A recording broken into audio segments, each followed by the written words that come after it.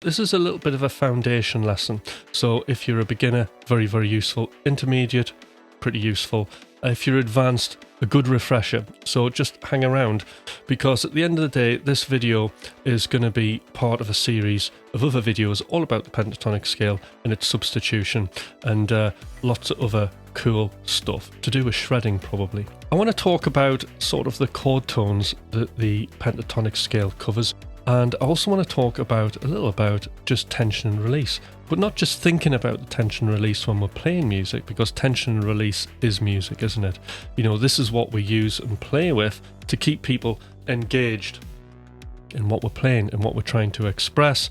Because at the end of the day, music is just a metaphor for how we're feeling, and you know, it's all about how we can use our pentatonic scale in this case to convey that metaphor of emotion to our audience. But also not just thinking about the emotion, but I want us to also feel the emotion in our body. It's a great game when you're improvising, just feeling the tension and release, feeling how you're building up the tension and then feeling how you're going to release it, because it's just super engaging.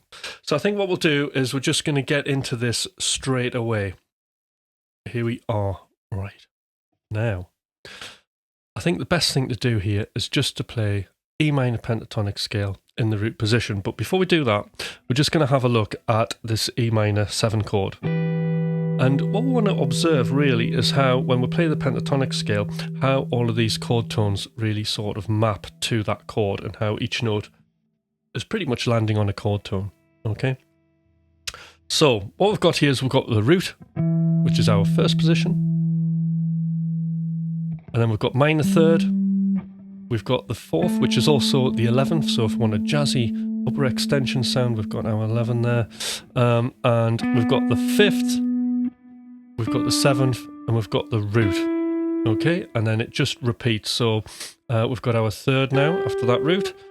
We've got our 4th, or the 11th. We've got the 5th. And we've got the 7th. And we're back to the root again. Okay, chord tones. And if you have a look at that, and then you look at your minor 7 chord, you can see how we've got the root, we've got a minor 3rd, haven't we? Which is here. We've got a 5th. We don't have the 4th or the 11th, but we're not too worried about that, because it'll sound cool anyway, and I'm going to tell you why in a moment. And we've got our 7th, so we can get a little bit jazzy there. And of course, we've got the root. So there are different levels, I think, in tension release when we're playing these notes, and this is what's super interesting.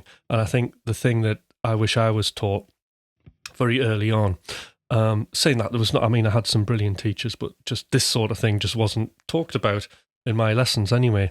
But anyway, when we think about it, right, the root, okay, is the most complete sound. So if I just play a basic blues phrase like that, okay, it basically starts on the root.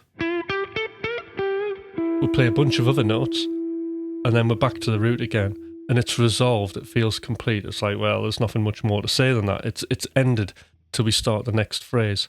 So the root is the most complete sound. So if we want to just, you know, chill people out, not challenge them too much, that's the one way to do that, isn't it? But then we have the 3rd. Now, what you'll find is, I think with me, as we go up the different degrees of the scale, each one has a different type of tension. So the 3rd, I think, is one of the less severe ones. Now, I've ended on the 3rd. I started on the 3rd, and I've ended on the 3rd. But it wants to end on that root, doesn't it? We're complete again.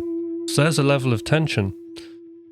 You know, if we look at like music and language, it's like I'm asking a question. There's no answer there yet. I'm going to ask the question again. I'm going to answer it. Now it's complete. Okay, cool. Go up to the next one. So we've got the 4th.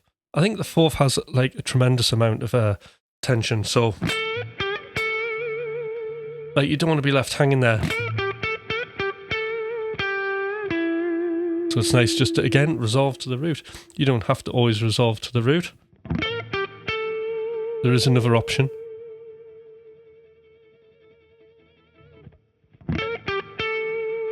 Say it just wants to go somewhere.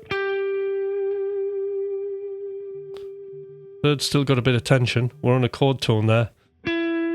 Root. So the fourth isn't actually one of the chord tones, which is probably why it has a lot of tension. It's a bit outside of the chord sound. But we'll move on. So the fourth has, or the 11th has, like a huge amount of tension there. So moving on. Okay, what have we got next? We've got the fifth. So I think like the fifth's an okay note sometimes to end on. It's not as, harsh as maybe the fourth. And I think that, there's obviously that amen cadence, that 5-to-1 relationship that you may hear in church music. So I think instinctively we're okay with that. So there's not so much tension in that, but if we just play it, we'll just see.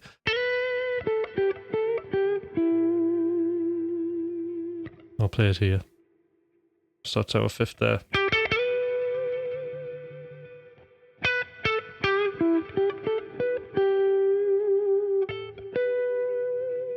So I've started and ended on it.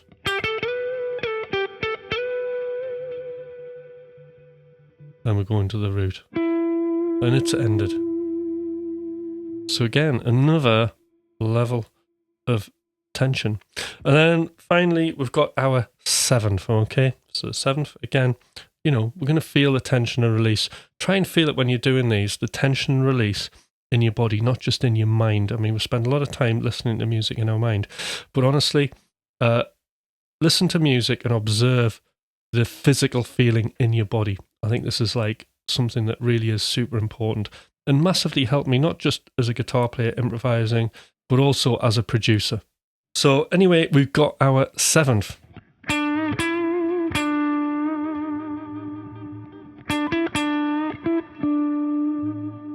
And then it's going to want to resolve to the root.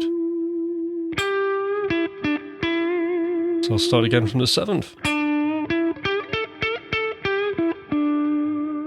Ending on the seventh, and then resolving.